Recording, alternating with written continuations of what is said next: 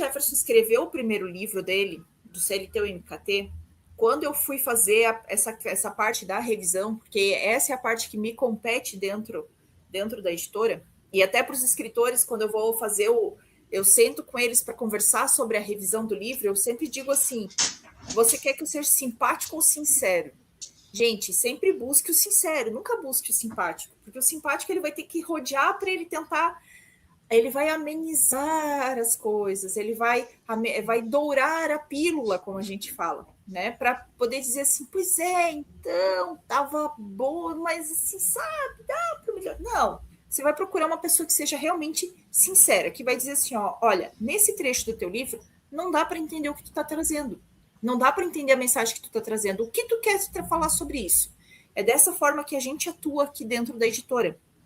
Eu pego e falo assim, nesse determinado trecho aqui, você traz uma expressão que eu desconheço, eu procurei dicionário, eu não consigo encontrar do que se trata, o que é. Ah, é uma expressão que só se fala na minha cidade. Ok, então vamos colocar uma nota de rodapé para explicar o que é, para o teu leitor não ficar perdido.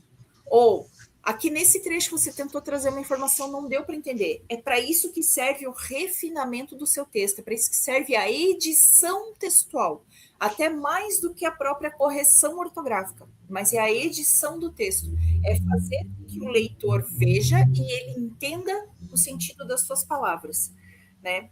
Então, nessa terceira semana, a gente tem que procurar realmente alguém, né? A gente tem esse serviço dentro da editora, você pode ter uma pessoa da sua confiança para fazer isso para você, que vai ler com atenção o seu texto e vai trazer esse feedback do que pode e o que precisa, principalmente, não é nem o que pode, é o que precisa ser melhorado no seu texto para que a sua mensagem seja entregue com muita clareza, né, Jeff? Exatamente, né? E findada essa parte de refinamento, lapidação do seu texto, a gente entra na quarta semana na parte que a gente chama de fase de profissionalização. E o que se diz quando se fala dessa parte de profissionalização? É uma capa. Quantas vezes você entrou numa livraria, comprou um livro e comprou porque a capa te chamou a atenção? Porque uma frase, uma ideia, uma simbologia, uma cor, um elemento te chamou a atenção, você leu e disse, caramba, esse era o livro que eu estava precisando, que eu preciso ler. E você comprou por conta da capa. Então, quando você tem um bom livro e a capa é ruim, dificilmente você vai conseguir vender esse livro. E aí, quando entra nessa questão de profissionalização, é onde a gente é bem sincero em dizer, se você dedicou tempo para escrever o seu livro, se você dedicou tempo para lapidar esse texto do seu livro, por que não investiu, não trabalhar uma boa capa, ter uma capa que se vende sozinha? Eu costumo dizer que a capa do livro ela é o cartão de visitas do seu livro. Se você não tiver uma boa apresentação dessa capa, dificilmente você vai convencer pessoas que não te conheçam a comprar ele.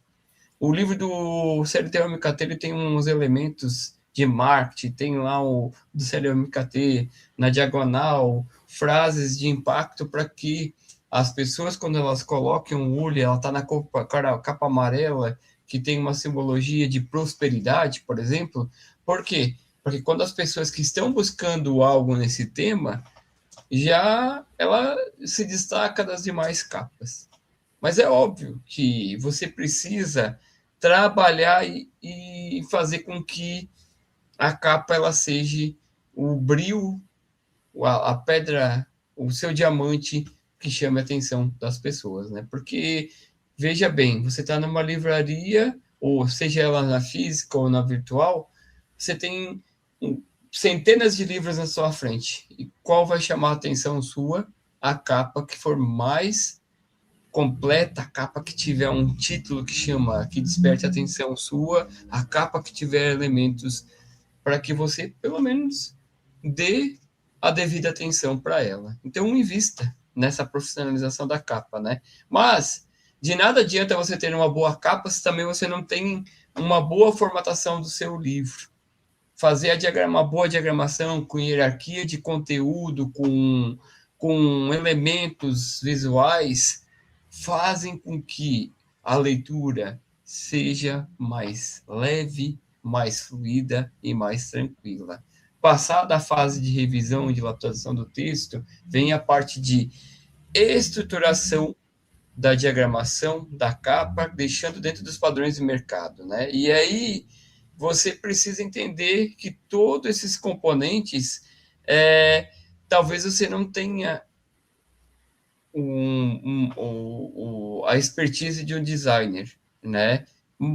E você também não precisa ter essa expertise. O que você precisa é realmente ter as ferramentas certas para que você possa fazer um bom trabalho, né? Nós aqui da editora NP, de coração bem, de peito bem aberto, nós abraçamos demais o escritor independente, o escritor que chega pela primeira vez e não sabe nem como começar.